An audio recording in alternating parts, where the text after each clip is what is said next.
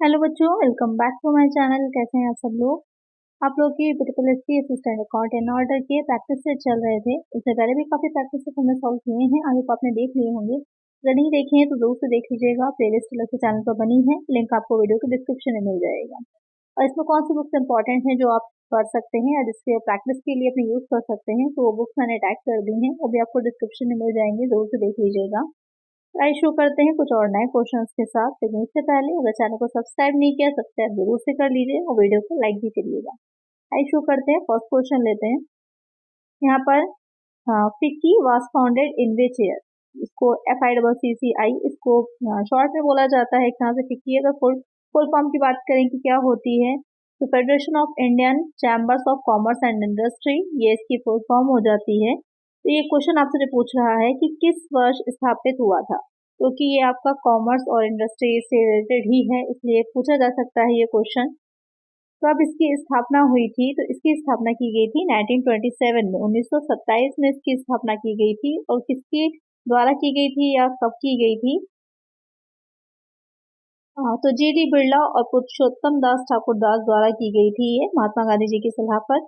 तो ये क्या है, एक देश का बहुत ही पुराना, क्योंकि 1927 में है, जैसे कि आप देख रहे हैं कि इंडिपेंडेंस से पहले की बात हो रही है, का एक काफी पुराना एक ट्रेड ऑर्गेनाइजेशन है, व्यापारिक संगठन है। और इसका मुख्यालय अगर कहें तो न्यू दिल्ली में है। तो ये भी क्वेश्चन पूछ सकता है, इसको भी ध्यान में रखिएगा। तो एक तरह से यहाँ पर क्या हो जाएगा, ऑप्शन ए। चलिए नेक्स्ट क्वेश्चन है, the bank which initiated factoring services in India is. किस बैंक ने फैक्टरिंग सेवाएं भारत में शुरू करी? SBI, PNB, OBC या फिर HDFC।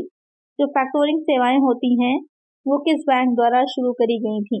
तो ये फैक्टोरिंग होता क्या है? फैक्टोरिंग जो होता है रिसीवर्स के लिए, एक प्रबंध के लिए समझ लीजिए होता है कि अगर आपको शॉर्ट टर्म के लिए फाइनेंस की आवश्यकता होती है तो वहां पर इनसे आप सुविधाएं ले सकते हैं। तो ये सुविधाएं या ये सर्विसेज कौन से बैंक जो है प्रोवाइड करा रहा है, तो वो आपका SBI हो जाता है। कि शुरुआत जो करी गई थी वो SBI के द्वारा करी गई थी, स्टेट बैंक ऑफ इंडिया। तो एक आंसर क्या हो जाएगा, ऑप्शन ए हो जाएगा।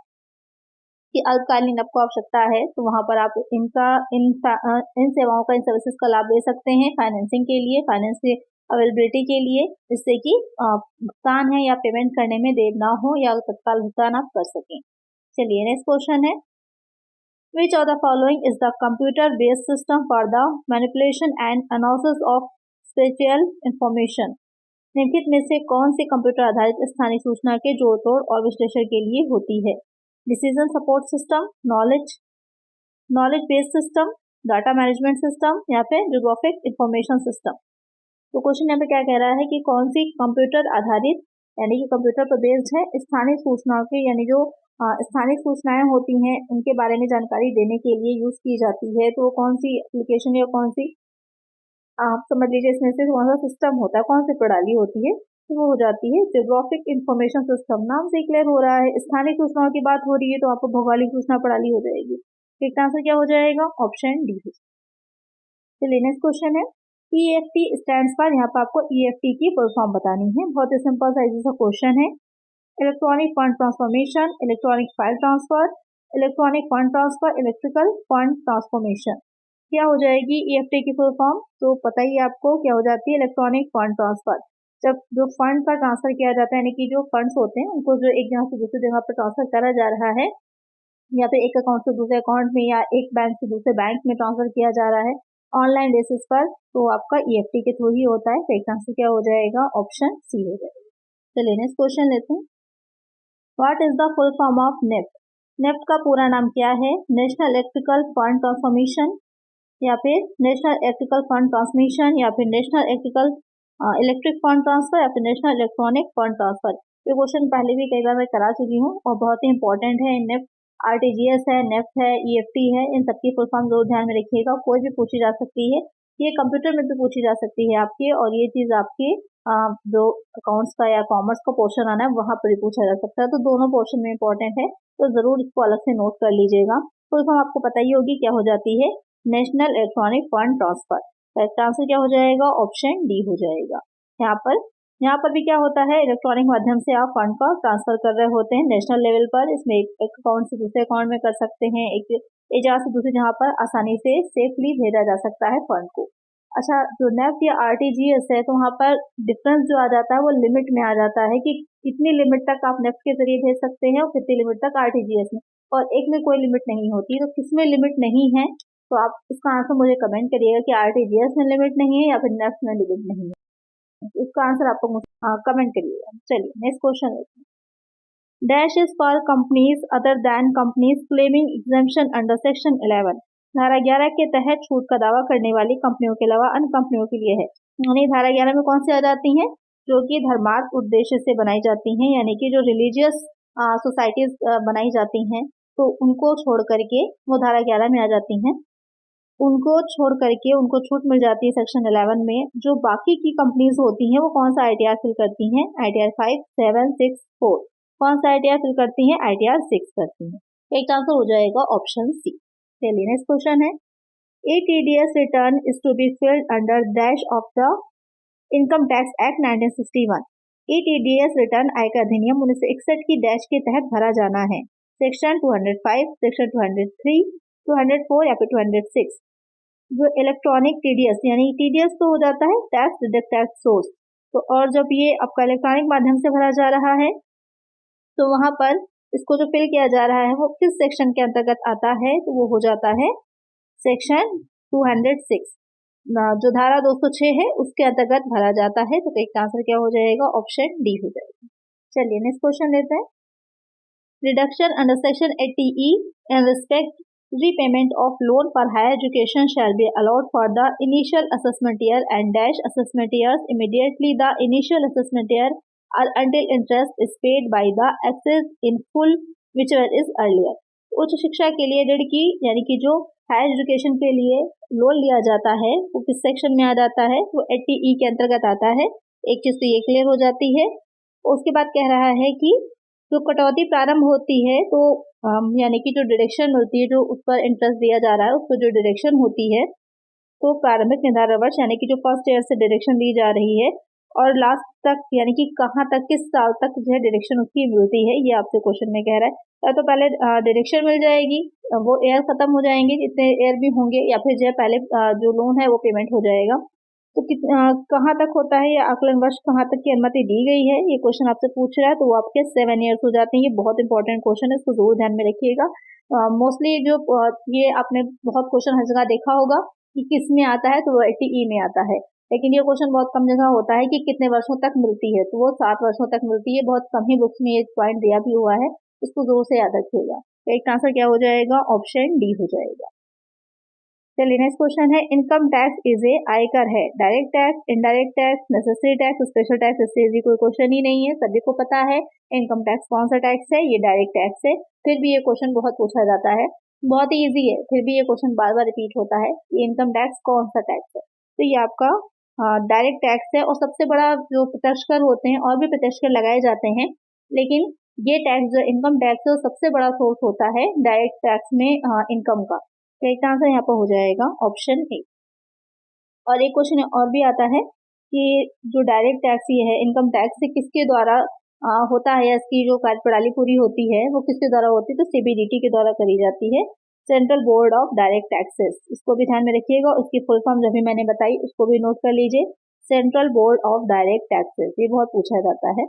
एक आंसर है ऑप्शन ए। इसकी भी वैकेंसी आती है, अगर आप लोग को पता होगा तो SSC के थ्रू इसमें जो है रखा जाता है, या इसके हायर पे जो होती है तो पैसे से IAS में भी जाता है। तो यहाँ पर CBDT की जो भी वैकेंसी आती है, तो अगर आप लोग इसमें भी अगर टैक्स में जाना चाहते हैं, टैक्स डिपार्टमेंट की तरफ जाना चाहते हैं, तो SSC के थ्रू आप जा सकते हैं। चलिए नेक्स्ट क्वेश्चन है, What is the maximum amount of rebate an individual non-resident in India can avail during the assessment year? निर्धारण वर्ष 2018-19 के दौरान भारत में एक अनिवासी व्यक्ति द्वारा प्राप्त छूट की अधिकतम राशि कितनी है। तो यहाँ पर क्या कह रहा है, भारत में अनिवासी व्यक्ति द्वारा है प्राप्त छूट की, अनिवासी है, यहाँ पर क्वेश्चन पर ध्यान दीजिएगा, नॉन रेजिडेंट है, यानी कि वो जो एक साधारण निवासी होता है, ऑर्डिनरी रेजिडेंट होता है, उसको जो छूटें मिलती हैं या उसको जो डिडक्शन ज़्यादा दी जाती हैं, कटौतियाँ मिलती हैं, वो अनिवासी को नहीं मिलती हैं इतनी। तो यहाँ पर क्या हो जाएगा, उसको कोई भी छूट नहीं मिलती है, शून्य हो जाएगा, अधिकतम राशि कुछ नहीं है। एक आंसर यहाँ पर ए हो जाएगा। सारा जो इसमें मेन था किसमें था, नॉन रेजिडेंट में था। तो रिबेट मिल रही है, रिबेट यहाँ पर है किसी तरह की छूट, कोई कटौती दी जा रही है तो अनिवासी को नहीं मिलती है। और ये किस सेक्शन में आता है? जो रिबेट आती है वो आपकी 87 में आती है, इसको भी ध्यान में रखिएगा, ये पूछ सकता है अलग से क्वेश्चन 87A, ये इसकी धारा हो जाती है, ये भी ध्यान में रखिएगा कि रिबेट से रिलेटेड अगर पूछे कि कौन सी धारा में आता है तो 87A में आता है। एक आंसर क्या हो जाएगा? ऑप्शन ए हो जाएगा। नेक्स्ट क्वेश्चन है, for the purpose of calculating tax exemption for house rent allowance under income tax act 1961 salary include. आयकर अधिनियम 1961 के तहत मकान किराया भत्ता के लिए कर छूट की गणना के उद्देश्य से वेतन में शामिल है। यानी के लिए कि जो HRA होता है, हाउस रेंट अलाउंस होता है, ये आपका क्या है, फुली टैक्सेबल नहीं होता है, पार्टी टैक्सेबल होता है, आंशिक कर योग्य होता है, तो इसको निकाला जाता है, तो इसको कैलकुलेट किया जाता है, उसके बाद टैक्सेबल पार्ट इसका निकलता है। तो इसको जब निकालते हैं तो वहाँ पर जो सैलरी है उसका 10% लिया जाता है। तो 10% जब हम सैलरी का ले रहे हैं तो वहाँ पर सैलरी में क्या क्या चीज़ें ऐड की जाती हैं, ये क्वेश्चन आपसे पूछ रहा है। Basic and dearness allowance plus commission at a specified percentage of turnover achieved by the employee. मूल वेतन और महंगाई भत्ता कमीशन कर्मचारी द्वारा प्राप्त टर्नओवर के एक निर्दिष्ट प्रतिशत पर, या फिर सिर्फ बेसिक सैलरी ओनली, या फिर basic and dearness allowance if terms of employment allow.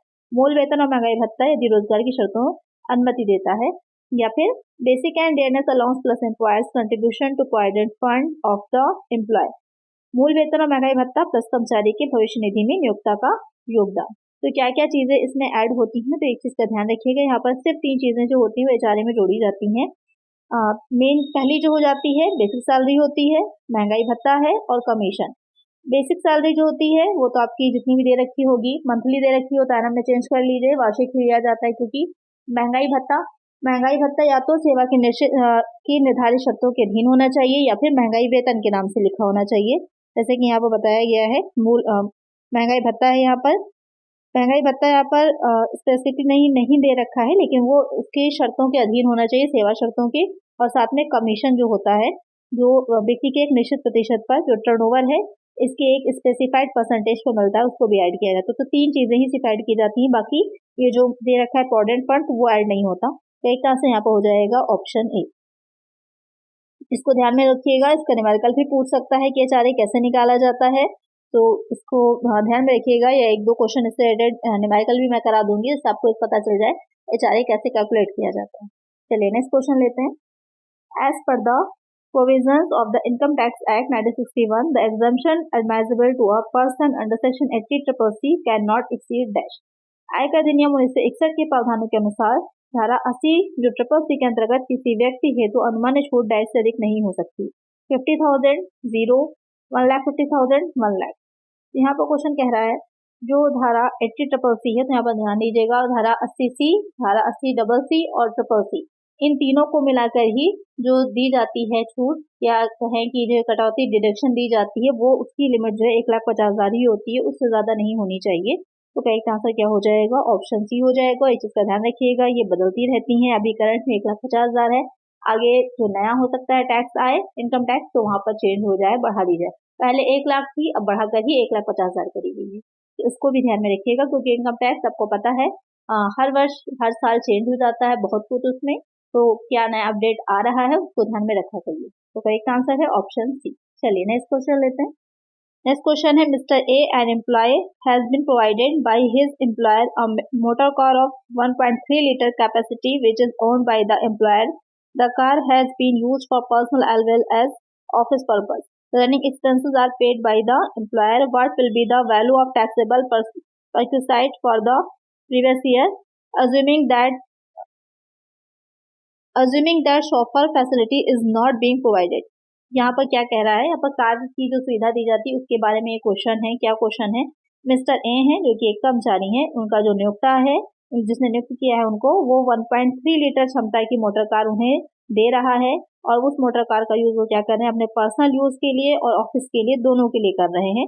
जो कार को यूज करने या चलाने के जो भी एक्सपेंसेस आ रहे हैं वो नियोक्ता द्वारा ही वहन किए जा रहे हैं। तो आपसे ये पूछा है कि आपसे ये पूछा है कि सुविधा का लाभ का मूल्य क्या होगा, जबकि ड्राइवर की सुविधा प्राप्त नहीं है। ड्राइवर की नहीं है, ड्राइवर की अगर प्राप्त होती है तो 900 रुपये पर मंथ जो होते हैं वो अलग से दिए जाते हैं, तो वो प्रोवाइड नहीं करी गई है, तो यहाँ पर हमें नहीं इसको जो ऐड करना है।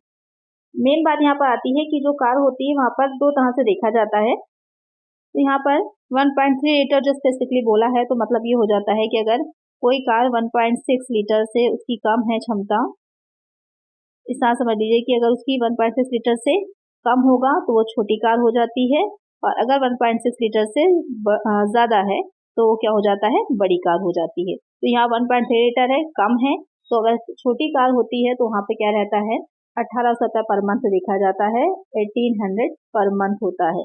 और अगर बड़ी कार होती है तो बड़ी कार के लिए 2400 रुपये जो है वो पर मंथ होता है, इसको ध्यान में रखिएगा। और अगर ड्राइवर की सुविधा भी मिली होती है तो उसकी ड्राइवर की सुविधा के लिए अलग से रहता है, और इसमें भी डिपेंड करता है कि जो खर्च है यानी कि जो एक्सपेंसेस हैं वो कौन ले रहा है, कौन वहन कर रहा है। तो यहाँ पर एक्सपेंसेस क्योंकि नियोक्ता खुद ही वहन कर रहा है तो ये मूल्य रहेगा। अगर वो स्वयं वहन नहीं कर रहा होता नियोक्ता, और नियोक्ता की जगह पर वो अपने खर्चे जो है यानी कि जो अपने पर्सनल यूज के लिए लेता, तो अगर वो खुद कर रहा होता तो वहां पर उसके लिए अगर छोटी कार होती यानी कि 1.6 लीटर से कम पे होती तो वहां पर उसका क्या हो जाता, 600 रुपये पर मंथ लिया जाता। इसको ध्यान में रखिएगा, ये क्वेश्चन यहाँ पर बन सकता है। अगर उससे ज्यादा होती तो कितना हो जाता वहां पर, 900 रुपये, यानी कि छोटी कार के लिए 600 रुपये पर मंथ और बड़ी कार के लिए 900 रुपये पर मंथ, अगर वो अपने पर्सनल यूज के लिए अपने पर्सनल यूज के खर्चे जो है खुद ही ले रहा होता, खुद ही वहन कर रहा होता तब ये। लेकिन यहाँ पे क्या कह रहा है कि नियोक्ता द्वारा वहन किए जा रहे हैं, स्पेशली बोल रहा है, तो यहाँ पर 1800-2400। लेकिन यहाँ पर कार छोटी है तो क्या हो जाएगा, 1800 रुपये पर मंथ, जो कि आपके क्वेश्चन में पूछा गया है। करेक्ट आंसर है ऑप्शन डी। अब सारी बातें मैंने यहाँ पर क्लियर कर दी। और हाँ, एक चीज ड्राइवर की रह गई कि कितनी सुविधा उसकी होती है, तो ड्राइवर जो होता है उसके लिए 900 रुपये पर मंथ होती है, वो अलग से नोट कर लीजिए कि ड्राइवर जो होता है उसके लिए 900 रुपये पर मंथ आता है। अगर ड्राइवर की सुविधा भी होती तो आपको वो भी ऐड करना होता, लेकिन यहाँ पर इन्होंने वार्षिक में पूछा ही नहीं, सीधे सीधे पूछा है कि कितनी उसको मिलेगी, तो 1800 रुपये पर मंथ मिलेगी। आई होप क्लियर हो गया होगा आपको अच्छे से, ये नोट कर लीजिएगा, यह एग्जाम में आपसे पूछ सकता है, नेक्स्ट तक में क्वेश्चन आता है तो काफी इंपॉर्टेंट है। चलिए नेक्स्ट क्वेश्चन लेते हैं। Which section governs the deduction in respect of medical insurance premium under Income Tax Act 1961? आयकर अधिनियम 1961 के तहत चिकित्सा बीमा प्रीमियम के संबंध में कटौती को कौन सी धारा नियंत्रित करती है? 80DB, 80DD, 80E, 80B। तो यहाँ पर चिकित्सा बीमा प्रीमियम की बात हो रही है, मेडिकल इंश्योरेंस की बात हो रही है, तो वो किसमें जाता है, वो 80D में जाता है। और अगर निःशक्त आश्रित के लिए अगर बात करेंगे तो 80DD हो जाता है, और अगर सिर्फ चिकित्सा बीमा प्रीमियम की बात हो रही है तो 80D होता है। इन दोनों में डिफरेंस को ध्यान में रखिएगा, कभी कभी जो है पूछ लेता है तो वहाँ पर कंफ्यूजन हो जाती है। अगर जो भी निःशक्त आश्रित है उसकी चिकित्सा पर व्यय है तो 80DD में जाता है, अगर सिर्फ यहाँ पर अगर चिकित्सा बीमा प्रीमियम की बात करेगा तो 80D में जाएगी। चलिए नेक्स्ट क्वेश्चन लेते हैं। नेक्स्ट क्वेश्चन है, if salary is divided into different allowances, वेतन की अवधि विभिन्न भत्तों में विभाजित किया जाता है, taxability of the employees will be reduce, कर्मचारियों की कर देयता घट जाती है, taxability of the employees will be increase, कर देयता बढ़ जाएगी, income taxable income of the employees will increase, कर्मचारियों की कर योग्य आय बढ़ जाएगी, tax liability of the employees will be remain unchanged, कर्मचारियों की कर देयता में कोई परिवर्तन नहीं होगा। तो यहाँ पर क्या कह रहा है कि भिन्न भत्तों में अगर विभाजित कर दिया जाता है वेतन को, तो यहाँ पर सीधी सी बात होती है कि एक आपकी बेसिक सैलरी हो जाती है, उसके बाद उसमें बहुत से भत्ते होते हैं। अब कुछ भत्ते क्या होते हैं, फुली टैक्सेबल होते हैं, कुछ क्या होते हैं पार्टली हो जाते हैं, कुछ पूरी तरह से एग्जम्प्टेड होते हैं।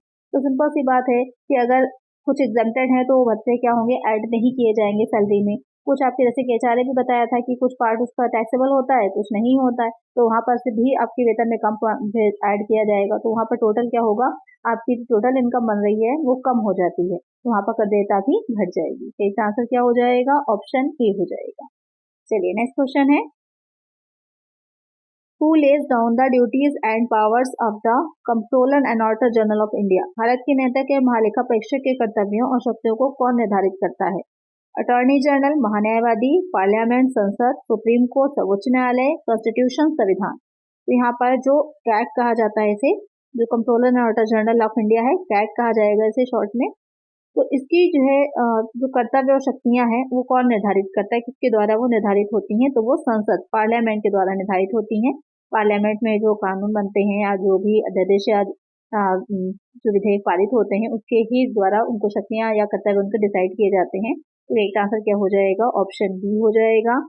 और इसकी नियुक्ति जो होती है वो राष्ट्रपति के द्वारा की जाती है, इसका ध्यान में रखिए, क्वेश्चन पूछ सकता है कि जो प्रेसिडेंट होते हैं, जो भी उस टाइम पर प्रेसिडेंट होता है भारत का, इंडिया का हमारे, वो उसकी नियुक्ति करता है। तो सही आंसर क्या हो जाएगा? ऑप्शन बी हो जाएगा। चलिए नेक्स्ट क्वेश्चन है, what is the maximum limit of companies for an individual auditor to audit under section 141(3) subsection G of companies act 2013। Company अधिनियम 2013 की धारा के अंतर्गत एक अंकेक्षक अधिकतम कितनी कंपनियों का अंकेक्षण कर सकता है? 10, 15, 20, नो लिमिट। तो ये क्वेश्चन भी बहुत आसान और इजी सा है। ये क्वेश्चन मैंने शायद आपको बताया भी हुआ है, तो इसका आंसर जल्दी से मुझे कमेंट कर दीजिए कि एक ऑडिटर कितनी कंपनियों का ऑडिट कर सकता है एक टाइम में, एक साथ में। तो एक आंसर इसका क्या होगा, मुझे जरूर से कमेंट करिएगा। चलिए नेक्स्ट क्वेश्चन लेते हैं। इंटरनल ऑडिट मीन्स, आंतरिक अंकेक्षण का अर्थ है audit undertaken to ascertain truth and fairness of state of affairs, सही एवं उचित स्थिति का पता लगाने के लिए किया गया अंकेक्षण। Audit undertaken internally to evaluate management function, प्रबंध के कार्यों के मूल्यांकन के लिए आंतरिक ढंग से अंकेक्षण। Audit undertaken by employees of the organisation to check financial irregularities, संगठन के कर्मचारियों द्वारा वित्तीय अनियमितताओं की जांच के लिए अंकेक्षण। Audit by independent auditor to improve internal affairs, आंतरिक मामलों में सुधार के लिए स्वतंत्र अंकेक्षक द्वारा अंकेक्षण। तो आंतरिक अंकेक्षण इंटरनल ऑडिट क्या होता है, आप सबको पता है इंटरनल ऑडिट क्या है, कि ये आंतरिक नियंत्रण का जो इंटरनल कंट्रोल होता है उसका एक हिस्सा होता है। जो इंटरनल कंट्रोल होता है वो दो तरह से डिवाइड होता है, एक आपका हो जाता है जिसमें आंतरिक अंकेक्षण और दूसरा हो जाता है आंतरिक जांच। तो दो तरह से डिवाइड होता है। तो यहाँ पर आंतरिक अंकेक्षण जो होगा वो संस्था में ही या संगठन में ही प्रबंधकों द्वारा इस तरह से व्यवस्थित किया जाएगा या इस तरह से व्यवस्था की जाती है कि जो उसकी कर्मचारी हुई होता है वो उसकी कर्मचारी को ही एक इंटरनल ऑडिटर के तौर पर नियुक्त कर दिया जाता है, जो कि काम भी करता है संस्था में और साथ साथ उसके खातों की जांच भी होती रहती है। तो यहाँ पर क्या हो जाएगा, ऑप्शन सी हो जाएगा कि संगठन के कर्मचारियों द्वारा वित्तीय अनियमितताओं की जांच के लिए अंकेक्षण। एक आंसर हो जाएगा ऑप्शन सी। चलिए नेक्स्ट क्वेश्चन है, cooperative auditor has to conduct an examination of the overdue debts, if any, and evaluation of the asset and liabilities of the society while conducting internal audit as per। सहकारी लेखा परीक्षकों को अतिदेय ऋण यदि कोई हो की जांच करनी होती हो और आंतरिक लेखा परीक्षा आयोजित करते समय सोसाइटी की संपत्ति और देनदारियों को मूल्यांकन करना हो तो उसे डैश शामिल है। यहाँ पर ये चीज पूछी गई है कि सहकारी जो लेखा परीक्षक होते हैं, जो कोऑपरेटिव सोसाइटीज बनाई जाती हैं, उनमें जो ऑडिटर होता है तो वो किस धारा के तहत ये सारी चीजें कर रहा है, क्योंकि नीचे आपकी जो सहकारी समिति अधिनियम 1912 है वो तो सेम ही रहेगा, लेकिन कौन सा सेक्शन में आ रहा है ये आपसे क्वेश्चन पूछ रहा है, तो कौन सा सेक्शन हो जाती है, तो वो आपकी मेनली हो जाएगी section 17 subsection 2 of the cooperative societies act 1912। तो कौन सा एक्ट के तहत चलता है ये सहकारी समितियां, 1912 है जो कि, और सेक्शन कौन सी हो जाएगी, 17 सबसेक्शन 2 हो जाएगी। चलिए नेक्स्ट क्वेश्चन लेते हैं, What is the primary objective of analytical procedures used in the overall review stage of an audit? एक लेखा परीक्षा के समग्र समीक्षा में उपयोग किए गए विश्लेषणात्मक प्रक्रियाओं को प्राथमिक उद्देश्य क्या है? यानी कि क्वेश्चन यहाँ पे क्या कह रहा है, एक लेखा परीक्षा के समग्र समीक्षा में, यानी कि जो एनालिटिकल प्रोसीजर्स यूज किया जाता है रिव्यू स्टेज ऑफ ऑडिट में, तो वहां पर उद्देश्य क्या होता है, उसका प्राथमिक या फिर प्राइमरी ऑब्जेक्टिव क्या होता है, to help to corroborate the conclusions drawn from individual components of financial statement, वित्तीय वक्तव्यों के अलग अलग घटकों से निकाले गए निष्कर्षों की पुष्टि करने में मदद करने के लिए। तो रिड्यूस स्पेसिफिक डिटेक्शन रिस्क, विशिष्ट पहचान जोखिम को कम करने के लिए। To direct attention to potential risk areas, संभावित जोखिम क्षेत्रों की ओर ध्यान आकर्षित करने के लिए। To satisfy doubts when questions arise about a client's ability to continue, जब क्लाइंट के जारी रहने की क्षमता के बारे में प्रश्न उठता है तब संदेहों का निवारण करना। तो यहाँ पर क्या हो जाता है प्राथमिक उद्देश्य या प्राइमरी ऑब्जेक्टिव, तो पहला ही हो जाएगा वित्तीय वक्तव्यों के अलग अलग घटकों से निकाले गए निष्कर्षों की पुष्टि करने में मदद करने के लिए। तो एक आंसर क्या हो जाएगा, ऑप्शन ए हो जाएगा। तो आज की वीडियो में इतना ही। आई होप आपको वीडियो अच्छी लगी होगी, क्वेश्चन हेल्पफुल रहे होंगे। तो वीडियो अगर अच्छी लगी है तो लाइक जरूर से कर दीजिएगा और इसी तरह की वीडियोस आपको मिलते रहे इसके लिए चैनल को सब्सक्राइब कर लीजिएगा। मिलेंगे नेक्स्ट वीडियो में। Thank you.